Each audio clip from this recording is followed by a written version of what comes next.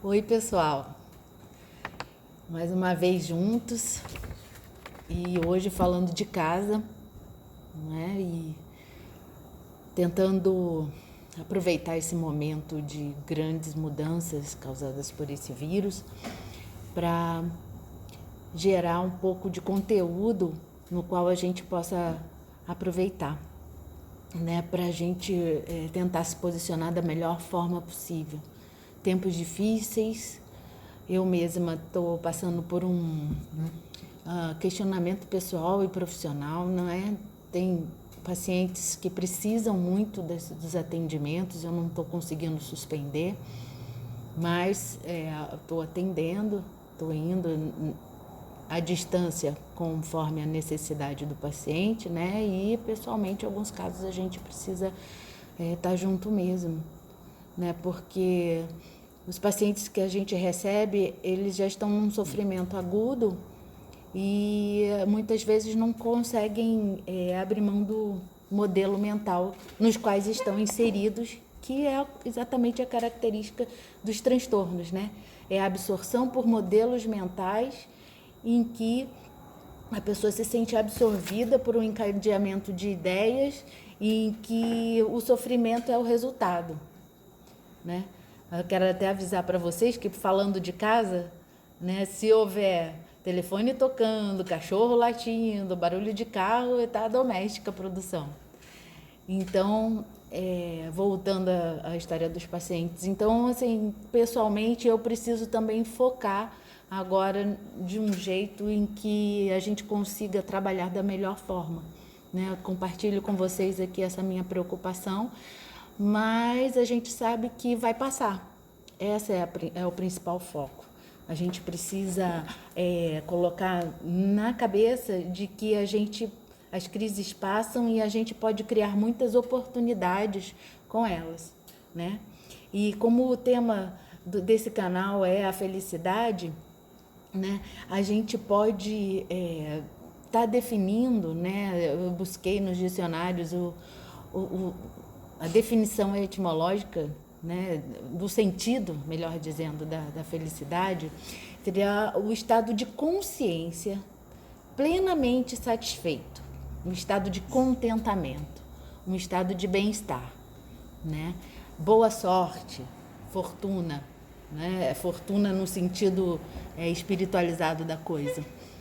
E nesses momentos em que a gente se vê numa atitude de responsabilidade, compelida a uma série de atitudes, tomar alguma série de atitudes que são responsáveis e que precisam estar fazendo parte de uma forma brusca e de uma hora para outra, né? E aí a gente precisa desenvolver um outro tipo de comportamento.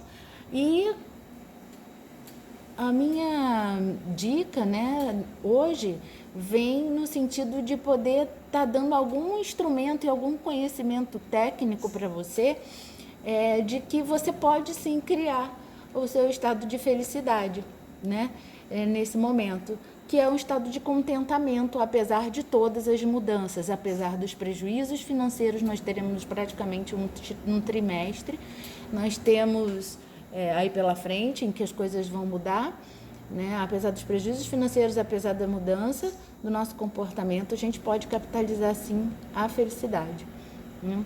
Então, o que é importante nesse momento? Lembra que eu falei de hábitos da última vez que a gente vinha conversando? E que seria uma forma em que a gente tem de economizar energia na medida de tomada de decisões. A gente adota alguns comportamentos repetidos e que a gente sabe que a recompensa é previsível. Então, nós vamos ligar para uma amiga que a gente já sabe que nos ouve bem, a gente vai adotar caminhos que a gente sabe que são mais agradáveis, a gente vai agir de determinada forma porque a gente sabe que o resultado é certo. Então, nós economizamos energia. Vocês imaginam que hoje em dia a maior parte das nossas recompensas no nosso viver, no dia a dia, elas foram ceifadas, né, em termos de quantidade e intencionalidade. Então, nós precisamos deixar de ir para o trabalho diariamente com a mesma frequência, de conversar com as mesmas pessoas, abraçar quem a gente gosta, trocar conteúdos, participar de palestras e poder estar...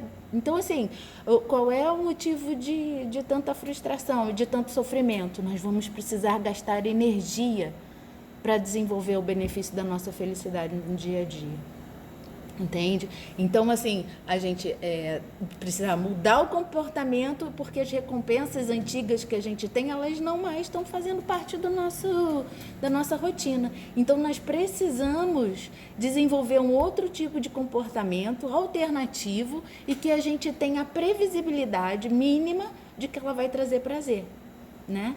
Então, a questão importante é a seguinte: essa questão de característica do bem-estar, ela é de caráter individual. Nem tudo que traz bem-estar para mim traz bem-estar para o outro. Então, é aí que está o pulo do gato. Você precisa descobrir dentro da sua casa quais são as fontes de bem-estar que você vai criar para você. E nisso você precisa organizar, você precisa determinar uma rotina satisfatória para você, né? E nesse caso, você vai precisar ver as coisas que você mais gosta de fazer, aquelas atitudes que te deem a sensação de realização, de gratificação pessoal, né? Então, aproveitando as esferas da parte física, que a gente estava falando nesse sentido de estar desenvolvendo alguma atividade física, né? O que puder ser, né? A gente tem vários vídeos engraçados aí das pessoas tentando se mobilizar e produzir lá aquelas substâncias que a gente falou nos outros vídeos, de uma forma em que a gente se sinta bem com elas, né? A parte espiritual é muito importante, você precisa se conectar com a sua fonte de crença, seja a sua religião, ou se também não tiver sua religião, você precisa estar focando nela para te dar uma noção de que tempos melhores virão, né? E para você realmente poder estar vivo, né? E produzindo coisas que venham. Quanto mais a gente tem a noção de um futuro melhor, mais a gente consegue se comportar de uma forma proativa nesse momento, né? Então, é muito importante para a gente poder estar se conectando com a nossa fonte de crença, né? E tentar se programar, isso é muito importante, né? Assim, então amanhã eu vou me dedicar a tais atividades porque são com elas que eu tenho gratificação. E tudo, gente, é uma questão de posicionamento mental, tá? Se você focar naquilo em que você deixa de fazer nesse novo estado, a fonte é de frustração. A gente precisa focar no que a gente pode fazer de positivo, no que a gente precisa fazer e, assim, cultivar a gratificação com a realidade atual. Não adianta a gente ficar reclamando, adotando uma postura em que vai criar para você uma esfera de carência e escassez, né? Então, você precisa saber de que mesmo com menos dinheiro, mesmo sem contato com as pessoas que você ama com a frequência e a proximidade que você queria, você tem essa capacidade, né? E eu vou estar disponível para vocês em qualquer canal, né, para poder estar tirando dúvidas a respeito do vírus. Vocês não precisam necessariamente ficar indo a serviço de saúde, é uma doação, uma contribuição minha, né? Podem perguntar, porque eu sei que eu sou psiquiatra, mas a gente está se informando a respeito disso, né? Então, é muito importante que a gente consiga estar fazendo as trocas, né? Ontem eu tive o prazer de ficar conversando com amigos do Rio e via por chat, né? E hangout, e foi muito engraçado, porque cada um estava tomando o seu vinho. Eu estou abstêmia por um tempo, mas cada um estava tomando o seu vinho, trocando ideia e tudo da maneira que pode, né? Então, a gente precisa aprender que a gente pode criar oportunidades nessa crise. Por exemplo, a gente não tinha esse hábito de ficar conversando à distância, né? Porque a gente tinha outras coisas para fazer, mas foi tão bom, né? Então, eu quero colocar aqui à disposição para o que vocês precisarem. Enfim, um abraço muito afetuoso tá? Tamo junto. Até a próxima.